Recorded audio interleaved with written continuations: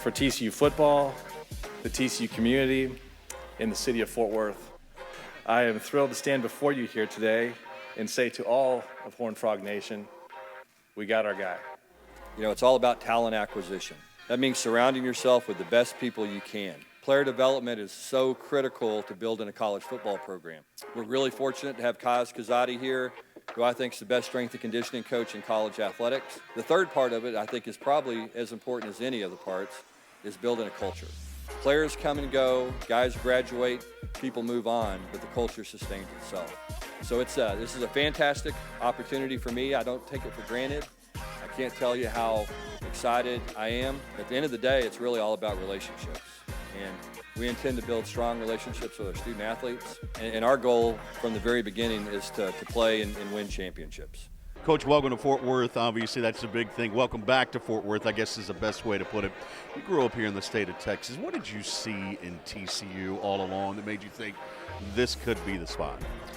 Well, I saw the success that the program had for a long time. I mean, I think that, it's been fun to watch it grow through the years, through conferences and have success as it continued to move into the Big 12 and the success it had in the Big 12. I mean, it's just, to me, it's one of those programs that has an incredibly high ceiling, and it's because of so many different people that really begins from the top down, from the chancellor level to the athletic director to the donor level, it's just a strong commitment.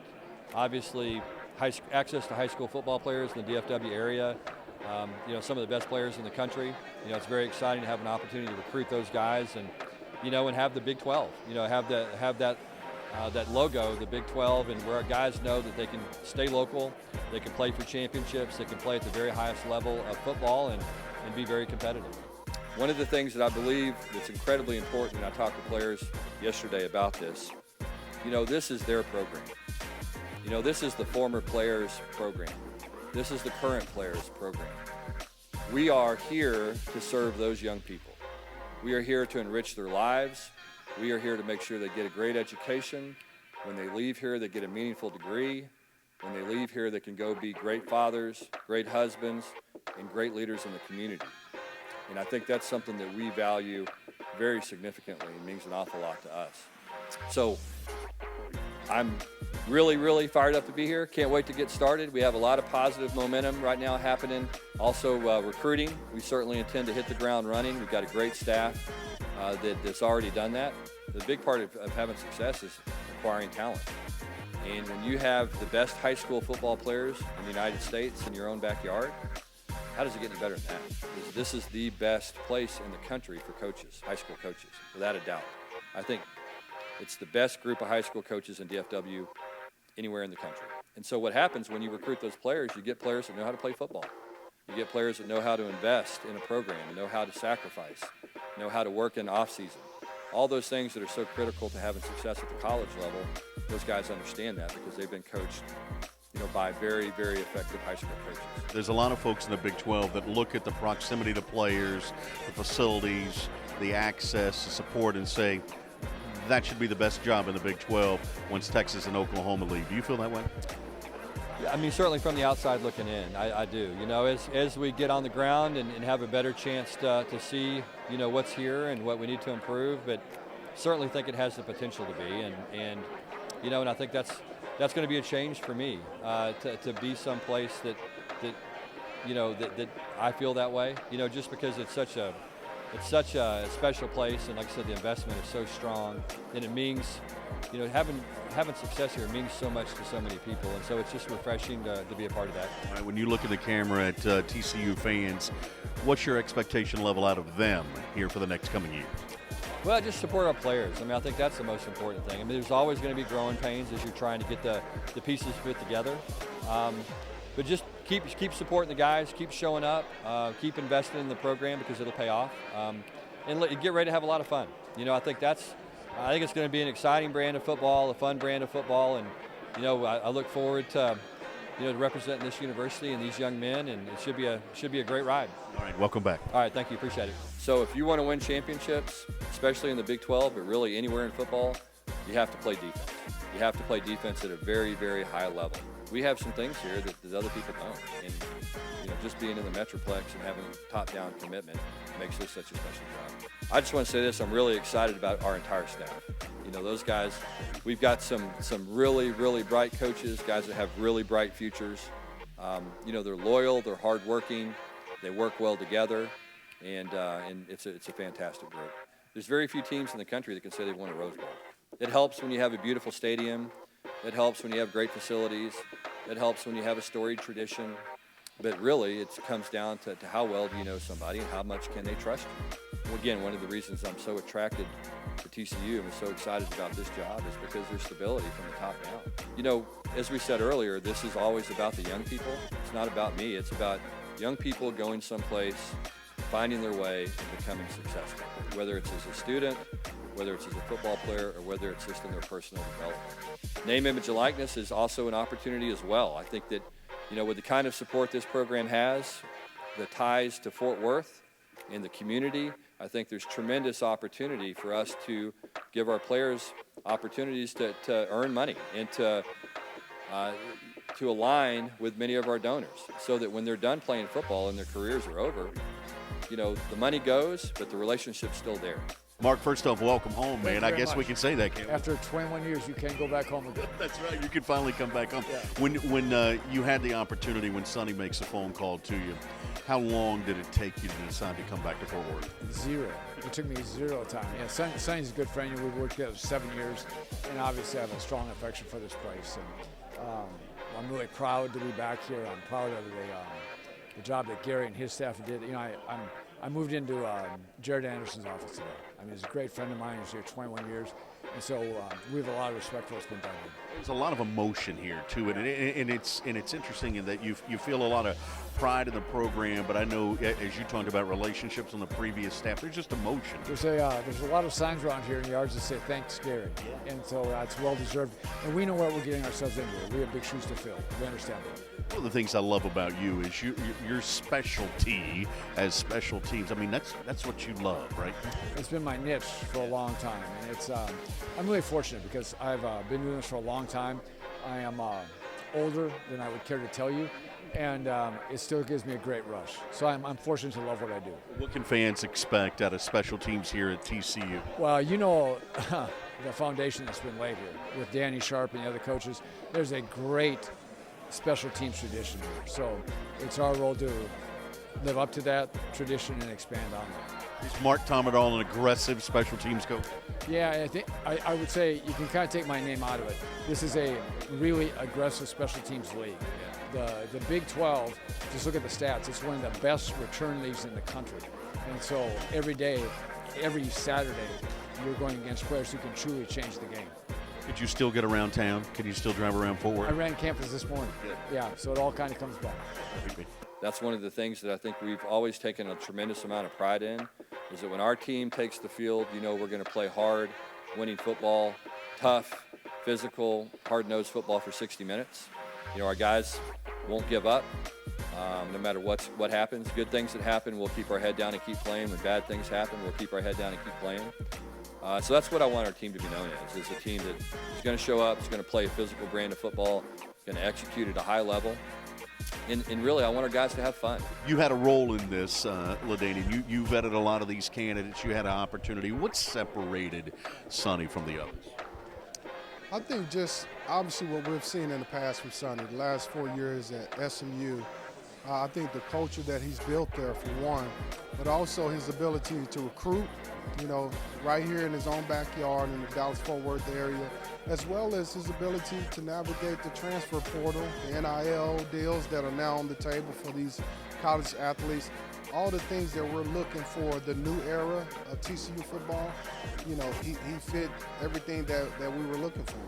It's a different era as far as student athletes are concerned, too. When you played, we were talking this past weekend about, you know, even when you weren't touched in practice, you sprinted all the way to the end zone because you had to let the other guys know how hard you were working.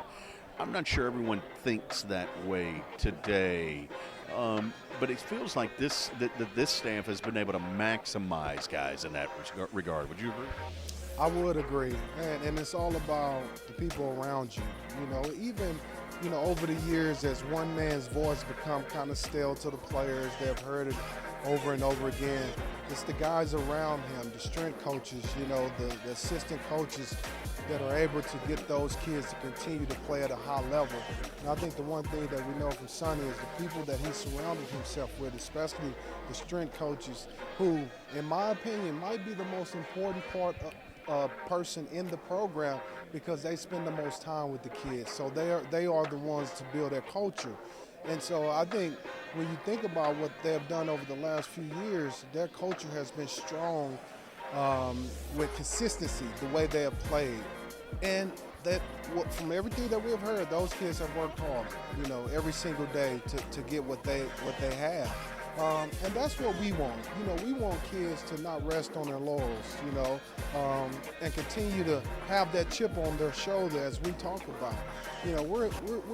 Yes, we have beautiful facilities and the stadium is nice and we've done a great job here, but there's still a part of the nation that don't respect us. So we need those kids that have a chip on their shoulder that still want to prove people wrong. Did this search sort of re-emphasize the level that TCU's at for you when you saw some of the candidates who were interested in the job? Did you get a renewed faith in things? Oh, man, I was so excited. Just the array of candidates in terms of their qualifications, their resumes. You had former players, you had NFL guys, you had guys that have coached at the college level for a long time and had success. And so the different backgrounds that we had of coaches, that's what was most exciting. And then the fact that we had options. It wasn't, this was something that we really had to dive into and do the research. And at the end of the day, I think Jeremiah Donati did a wonderful job because even some of the candidates that we didn't get a chance to talk to as a selection committee, he vetted those candidates before, they even came to the table. And so he did all the hard work. We kind of did the easy job. So I think we need to have an opportunity to sit down with Zach and just get to know him a little bit. And at the end of the day, I want what's best for Zach.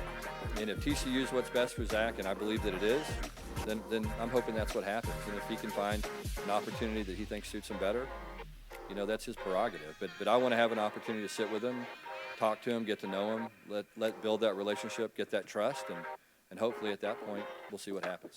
Final thought here. How would you like to play in Sonny's offense? Yeah. From what I've seen in the past, I would love to play in it. Yeah. And so I think that's more of a question for Zach Evans. Zach Evans, how would you like to play in Sonny Dykes' offense? I know I would. What about you? Well, you mentioned it was a 30-day process. I mean, and one of the things that you had to do was validate candidates. Talk to us about how that – did you play guys against each other? Did you look at strengths and weaknesses and compare to? How do you go about this process? Well, you look at the criteria that you want in a candidate, right? And so we laid those out a little earlier, but some things like having previous head coaching experience, proven track record, what's the NIL strategy, can you build a team culture, the recruiting strategy in Texas and in DFW. So you kind of look at all those things and see, what fits. And one of the things, there was a lot of good candidates that met a lot of those qualities, but Sonny probably met more of them. And overall just was a better fit, because he talked about this earlier in the press conference, is that he knows this place. And so at the end of the day, it was hard to move off that as we got deeper into the process, because you saw that he was going to be a good short-term fit here, but also a good long-term fit here. And you talk about building a program. This is not a 2-year hire. We want him to be here for a long, long time and compete for a lot of championships. And it's not going to, players are going to come and go. And so what can you do to sustain that over time? And that's ultimately what we felt like Sonny gave us the best chance to do that. You won't talk about it from this angle, but I'm going to bring it up and force you to, and that is when programs have success, there's a good partnership between the athletic director and the head football coach, and it feels like this is going to be a really good partnership between you. Yeah, I think we're off to a great start. One of the things that Sonny and I talk about is just being upfront and truthful and honest with each other 100% of the time. And he says that with his team, and that's just the way that good relationships roll. And that's not to say that Gary and I weren't that way, but this is, we're starting a new one here. And so that's my expectation. I know that's his, and we're going to, that's how it's always going to be. one of the things, too, that you talked about was the importance of understanding the new culture of college athletics, the NIL, the transfer portal, yet still holding players accountable. I get that sense from Coach Dykes that there's still that level of accountability that's there. Well, and I think some of that comes with just being upfront and truthful about where you're at. I mean, Coach, he's got a reputation. He's not going to lie to guys, and he's going to tell you whether you want to hear it or not. He's going to tell you exactly where you stand with the program. That's one of the things I've always admired about him, watching from afar. So discipline and accountability are going to be big parts of this program going forward. We know we've got to fix some things, not a lot of things, but we've got some changes we need to make, and so he's kind of already started those. Yeah, when you think about where this program is right now, you know it inside and out, but you had a chance to see the perception that others had of it. Did the pool of candidates sort of renew your energy or energize you about how the standing of TCU is nationally? Absolutely. I mean, now, of course, at the time there were only a few jobs open, and now there's many more. But this is one of the top jobs out there, and every candidate expressed that. And so, we've got big expectations around here. We set a high bar of excellence. It's a high standard, and so, it was, refreshing to kind of take a step back from that for a second and look and say, wow, we're living and dying on every win or loss lately, because we all won it. We thought this was going to be, a big bounce back year. But when you actually sit, when you talk to candidates, and they just marvel at this place and what we've done over 20 years, and you say, wow, the program's in great hands, and that's a tribute to Coach Patterson and his staff and the players that came before him. And so I don't see this as a rebuild. I see this as a refresh. And I think with the right guy, we knew we could refresh it very quickly, and I think we found him in Sonny Dykes. Final thing, 30 days later, this past Sunday, were you able to have donuts with your kids again? We snuck out for a couple donuts, not as many as I would have liked, and they've been wonderful because they don't understand, right? They just know that I'm not there, and but it was worth it because I love this place, and the players, the fans, the community deserves a great football program, and it starts with having a great coach, and so we found him. I was going to say, you got your guy. Congratulations. Thank you, I appreciate it, Brian. I also like to make sure that I thank Gary Patterson and what he has done for TCU. I think it's hard to put a value on what he's meant to this football program and this university. Look forward to hitting the field this fall. There'll be a lot of hard work before now and then, but we're excited to get started. Brian Estridge and Jeff Wilson with you here now for Frogs Today, and I want to get your reaction, Jeff, to what you saw in today's press conference. Sonny Dykes rolled out as a new head coach. Initial reaction from what you heard from him? Well, it was a really professional press conference, I thought. I thought he laid out what he wanted to do, how he was going to do it, recruiting, strength and conditioning, developing players. I just really thought that he presented a very clear plan, and now it's about execution. And he said that. But, the goal is to win championships, but this is how we're going to do it. It felt like the objective when you listen to Jeremiah Donati and others as far as the process was concerned. One, you had to get a head coach with experience, I think was number one. But the recruiting process here in DFW was important, but also someone that would kind of embrace the community. And you got that sense, I thought, from Sonny. Here's a guy that it feels like is going to fit into Cowtown pretty easily. Sure, and he admitted this. When he was here as the offensive analyst, he saw how TCU and Fort Worth were a partnership, and how the city embraced him, and he took that to SMU, and you see the billboards pop up around the Metroplex, and so he's already got an idea of how he wants to do it, and I thought he was very gracious in talking about how Gary Patterson had helped the community and done a lot, and I think that Sonny and his family are going to take the same tack. Are you surprised at all at the level of coaching staff that he's been able to bring in so far? And he's still got a couple of spots that he wants to fill, obviously, but it looks as if he set a pretty high standard there, and he's been able to reach that bar. Sure, and I think what you and I have heard about Sonny Dykes is he's more of a CEO. Yep. So he's going to manage, and so you put good people around you, and you let them work. You give them some freedom. That's how good teams operate. I mean, I don't think in this day and age that you can have a taskmaster on leading your program or leading your business or whatever it is. I just think that people have ideas and freedom to express themselves. They have ways they want to do stuff, and they don't need anybody meddling and getting in their business. to get the results. And so you know the names that are out there. He still wants to hire a defensive coordinator. Heard the guy from Tulsa, a guy from Georgia maybe. He wants to get that done and get him on the road to recruit. But I just think that the staff is going to be an integral part in keeping this recruiting class together and getting recruits. Yeah, good coaches, but also good recruiters, another high priority for Sonny Dykes' program. The other thing that you felt that he was personal in that he talked about Zach Evans specifically. He talked about specific ways that they want to deal with players and help them grow with the NIL and other programs. There's a personal side to this for him, I think. Well, I mean, that's the business now. Yeah. It's a new era of football. We're seeing it all the time. Not just football. All sports are dealing with it. And he kind of made a plea to the people who were there and from non-media types, the board of trustees, the friends of the program, so to speak, saying, hey, you got a hand in this. You know, if TCU wants to keep players, they need to step up with the NIL game. They really do. And it's unfortunate it's come to that. It's unfortunate it's free agency in college sports, but that's the way it is, and it seems like Sonny's got a handle on it. All right, final question here. You heard all the names that were bannered about prior to on who the potential candidates were. You see the timing now, jobs across the country that have been popping and how that has sort of played out. The decision by Jeremiah and the administration to make the call when they did.